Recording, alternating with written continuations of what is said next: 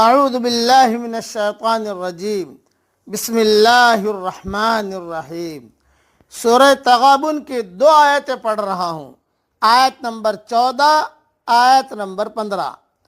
یا ایہا الذین آمنوا ان من ازواجکم و اولادکم عدوا لکم فاحذروہم۔ اے ایمان والو، تمہاری بعض بیویاں اور بعض بچے تمہارے دشمن ہیں، پس ان سے ہوشیار رہنا۔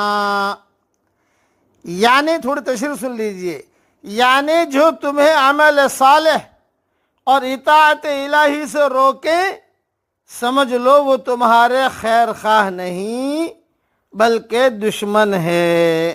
یہ پس ان سے ہوشیار رہنا کیا مطلب؟ یعنی ان کے